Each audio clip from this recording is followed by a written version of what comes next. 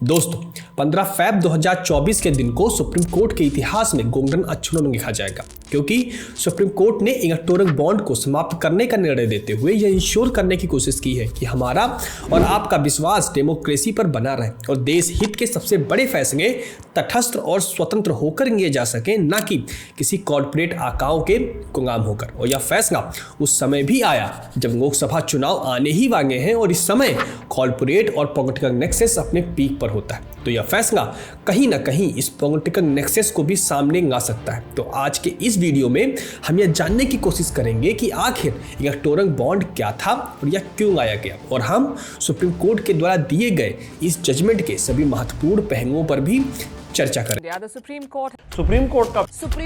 The Supreme Court today delivered a body blow to the Modi government's self-proclaimed record of upholding transparency in public service. It deals with transparency in political funding. Electoral bond scheme काले धन को सफेद करने का गोरख धंधा है। दोस्तों, आप में से कुछ लोग शायद यह सोच रहे होंगे कि ये इलेक्टोरल बॉन्ड आखिर होता क्या है। तो पहले हम इस बॉन्ड के बारे में जान लेते हैं।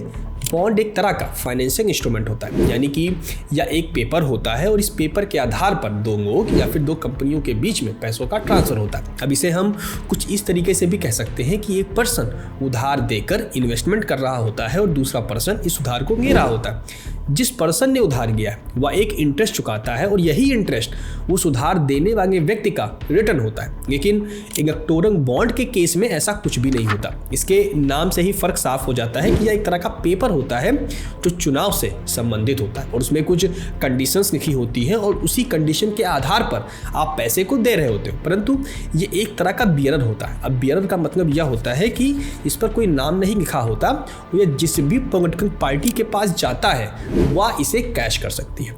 अब आप लोग ये भी सोच रहे होंगे कि यदि यह एक तरह का पेपर है तो लोग इसके थ्रू पैसा आखिर क्यों दे रहे हैं, आखिर वे चेक और डीडी बनवाकर पैसा क्यों नहीं दे देते, आखिर इसकी जरूरत ही क्यों पड़ी।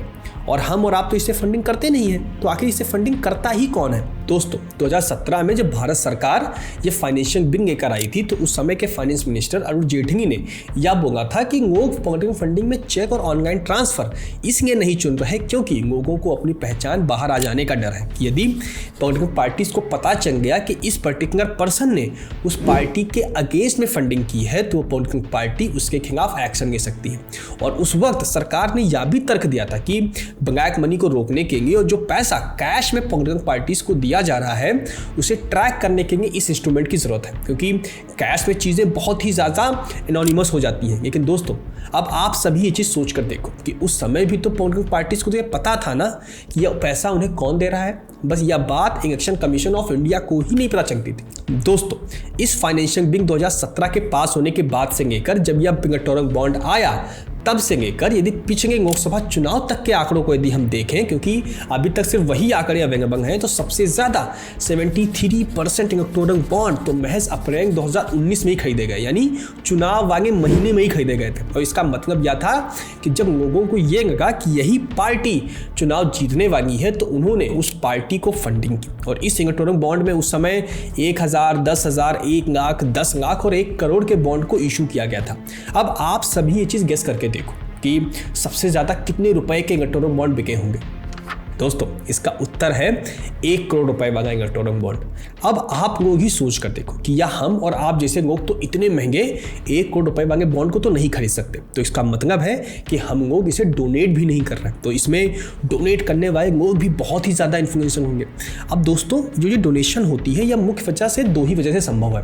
पहला कि आप पार्टी के मिशन और विचारधारा से बहुत ही ज़्यादा प्रभावित हो और आपको लगता है कि यह पार्टी देश हित में कुछ तो करेगी।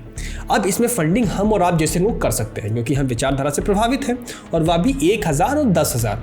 और दूसरा या कि आप डोनेशन के माध्यम से मौजूदा सरकार से कुछ फेवर चाहते हो या फिर अपनी लोन माफ़ करवाना चाहते हो या फिर टैक्स में कुछ बेनिफिट हासिल करना चाहते हो जिससे आपको कुछ फ़ायदा हो सके।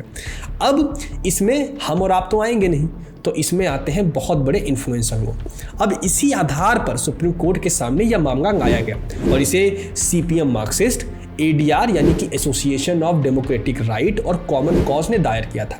और इस पूरी प्रक्रिया में बहुत सारे चर्चा के बिंदु सामने आए थे। इसमें पहला आर्गुमेंट यह था कि गवर्नमेंट ऑफ इंडिया ने फाइनेंशियल बिल 2017 जब लेकर आई थी तो उसने 3 अमेंडमेंट किए थे। और पहला अमेंडमेंट उसने FCRA एक्ट में किया था, जिसके थ्रू फॉरेन कॉन्स्टिट्यूशन में चेंजेस किए गए थे।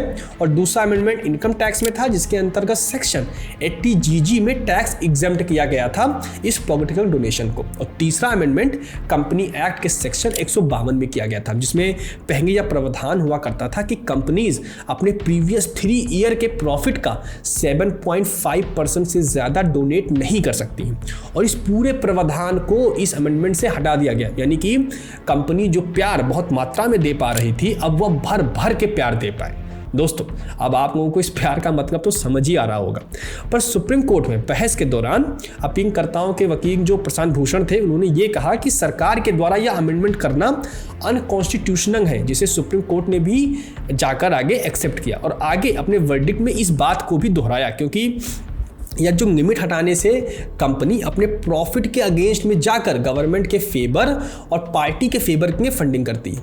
परंतु इसमें उन शेयर धारकों की परमिशन तो ही नहीं गई जिन्होंने इनके स्टॉक्स में इन्वेस्ट कर रखा है। एग्जाम्पल के तौर पर आपने रिलायंस के शेयर में इन्वेस्ट किया है और अब अंबानी ने कुछ फंडिंग बियॉन्ड देयर प्रॉफिट जाकर भाजपा को कर दिया या फिर कांग्रेस को कर दिया। लेकिन इसमें निवेशकों के क्या हित थे? क्या वो निवेशक उस पर्टिकुलर पार्टी को सपोर्ट कर रहे थे? और दूसरा कि जब वह पॉलिसी उस कंपनी के लिए बनाई गई तो क्या वह संविधान के आर्टिकल 14 यानी कि इक्वल प्रोटेक्शन ऑफ लॉ, जिसका इंटरप्रिटेशन आज हम रूल ऑफ लॉ करते हैं, क्या उससे संगत है? तो इसका उत्तर है कि यह उसका उल्लंघन करती है। दोस्तों, सुप्रीम कोर्ट में बहस के दौरान दूसरा और शायद सबसे महत्वपूर्ण मुद्दा यह था कि electoral bond right to information of every voter का भी उल्लंघन करता है। और यह बॉन्ड आर्टिकल 19(1) के सब क्लॉज ए यानी फ्रीडम ऑफ स्पीच, जिसे आज के समय में हम राइट टू इंफॉर्मेशन से जोड़कर देखते हैं, तथा RTI एक्ट यानी कि राइट टू इंफॉर्मेशन एक्ट का भी उल्लंघन करता है। दोस्तों, ये वही ADR है यानी एसोसिएशन ऑफ डेमोक्रेटिक रिफॉर्म, ये वही एक पार्टी है। इस अपील में भी इन्हीं के प्रयासों से ही हमें लोकसभा और विधानसभा चुनाव में कैंडिडेट्स के पर्सनल नेटवर्थ और उनके ब्यौरों का आज के समय में पता चलता है। और यह वर्डिक्ट था 2003 में सुप्रीम कोर्ट का कि पॉलिटिकल कैंडिडेट को जानना भी वोटर्स का राइट है अंडर आर्टिकल 19(1) सब क्लॉज है।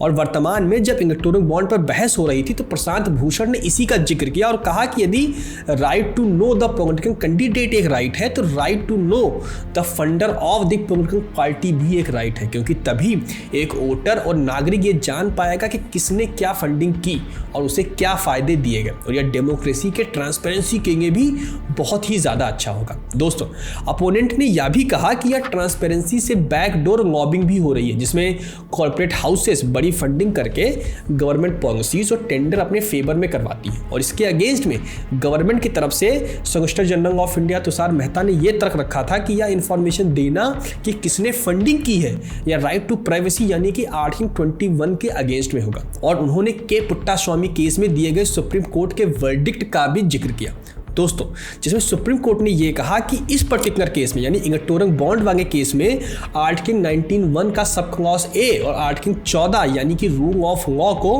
केवल आर्टिकल 19 के सब क्लॉज 2 में दिए गए निर्बंधनों से ही बाधित किया जा सकेगा और राइट टू प्राइवेसी से नहीं। दोस्तों, के पुट्टास्वामी केस में सुप्रीम कोर्ट ने यह वर्डिक्ट दिया था कि article 21 right to privacy right to physical freedom का एक महत्वपूर्ण भाग है और इसे कुछ केसेस में आर्टिकल 19(1) के सब क्लॉज ए से भी बढ़कर माना जाएगा, यानी कि right to physical freedom right to freedom of speech से भी कुछ केसेस में ज्यादा होगा। दोस्तों, और इसी बहस के दौरान एक महत्वपूर्ण चर्चा उस वक्त सामने आती है जो राइट टू प्राइवेसी पर बहस हो रही थी, जिसमें प्रशांत भूषण ने यह कहा कि जो कि SBI है ये इकलौती इंस्टीट्यूशन है जो कि इलेक्टोरल बॉन्ड को जारी कर सकती है, यानी कि इसी के पास सभी लोगों का डेटा है कि किसने किसको फंडिंग की है। और अब यदि गवर्नमेंट ऑफ इंडिया चाहे तो वह कभी भी स्टेट बैंक ऑफ इंडिया से वो डेटा ले सकती है, क्योंकि स्टेट बैंक ऑफ इंडिया एक सरकारी संस्था और सरकार अपोजिशन पार्टीज की फंडिंग फंडिंग की स्क्रूटनी आसानी से कर सकती है। इसलिए सरकार ने जो बॉन्ड मंगाते वक्त एनोनिमिटी की बात की थी या फिर जो भी प्राइवेसी की बातें कर रही है या सेलेक्टिव एनोनिमिटी और सेलेक्टिव प्राइवेसी है या कंप्लीटली नहीं है। और इससे सरकार को तो पता है कि फंडिंग कौन कर रहा है और किसको कर रहा है, बस या इलेक्शन कमीशन ऑफ इंडिया को ही नहीं पता है कि फंडिंग कहां से आ रही है और कहां जा रही है। और जो बॉडी कॉन्स्टिट्यूशनली इसी कार्य के लिए बनाई गई थी वही इसमें बाईपास हो रही है। दोस्तों, इसीलिए सुप्रीम कोर्ट ने यह माना कि इस पर्टिकुलर इलेक्टोरल बॉन्ड वाले केस में आर्टिकल 19(1) का सब क्लॉज है यानी फ्रीडम ऑफ स्पीच, जिसका इंटरप्रिटेशन राइट टू इंफॉर्मेशन है, और आर्टिकल 14 जिसका इंटरप्रिटेशन रूल ऑफ लॉ है, को आर्टिकल 21 के राइट टू प्राइवेसी वाले प्रावधान से निर्बंधित नहीं किया जा सकता। इसे सिर्फ आर्टिकल 19 के सब क्लॉज 2 से ही निर्बंधित किया जा सकता है। दोस्तों, ANDA जो कि इलेक्टोरल बॉन्ड की वकालत कर रही थी ट्रांसपेरेंसी के लिए, कोर्ट ने पाया कि यह ट्रांसपेरेंसी के ही खिलाफ था और एक लोकतंत्र में ट्रांसपेरेंसी इलेक्शन के इंटीग्रिटी के लिए बहुत ही ज़्यादा आवश्यक होती है। और जब से इलेक्टोरल बॉन्ड चर्चा में आया है तब से या इसी ट्रांसपेरेंसी के लिए ही चर्चा में रहा। और आप लोग ये सोच सकते हो कि आखिर हमें पता क्यों ही करना है कि कौन फंडिंग कर रहा है। दोस्तों, अब आप लोग ही सोच कर बताओ कि इलेक्शन में एक लिमिट रखी गई है कि MP और MLA 75 लाख के चुनावी खर्च से ज़्यादा खर्च नहीं कर सकते। क्या आपको सच में लगता है कि वास्तव में इतना ही खर्च होता होगा? इसमें महज इलेक्शन कमीशन ऑफ इंडिया को और उसके द्वारा आप सभी को बाईपास किया जा रहा है, क्योंकि इस बॉन्ड के आने से पहले यह प्रावधान हुआ करता था कि 20,000 या उससे ज़्यादा के कैश डोनेशन में पार्टीज को इलेक्शन कमीशन ऑफ इंडिया को बताना पड़ता था कि फंडिंग किसने की।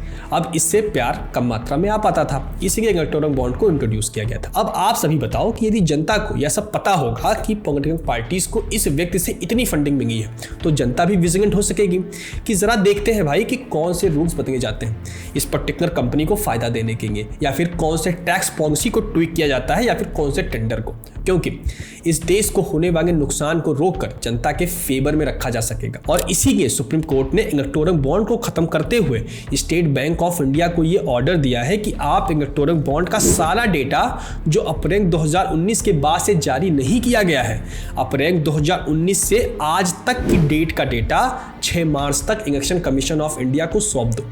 दोस्तों, डेमोक्रेसी का मतलब ही है कि of the people, for the people और बाय द पीपल, यानी कि हम सरकार को चुनते हैं जिसकी जवाबदेही जनता के प्रति होती है। और अगर इलेक्टोरल बॉन्ड के थ्रू ट्रांसपेरेंसी कम रहती है तो यह आगे जाकर शायद डेमोक्रेसी के लिए भी खतरा बन जाती।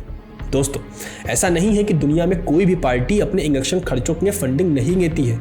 ऐसा सभी पार्टियां करती हैं, क्योंकि फंडिंग ही उनका इकलौता अर्निंग का एक लेजिट साधन है। उदाहरण के लिए अमेरिका के डेमोक्रेसी को हम सभी देख सकते हैं, जहां पर पार्टी और even presidential candidates super pack के थ्रू लाखों डॉलर लेते हैं, परंतु वे सब ब्यौरा पब्लिक में भी पारदर्शिता के साथ रखा जाता है। और सुप्रीम कोर्ट ने इसी पारदर्शिता को केंद्र में रखकर एक ऐतिहासिक फैसला दिया जो आगे कई वर्षों तक याद रखा जाएगा। दोस्तों, आज के इस वीडियो में इतना है। यदि आपको ये वीडियो अच्छा लगा हो तो सब्सक्राइब करना ना भूलें, इससे हमारी बहुत ही ज़्यादा मदद होगी।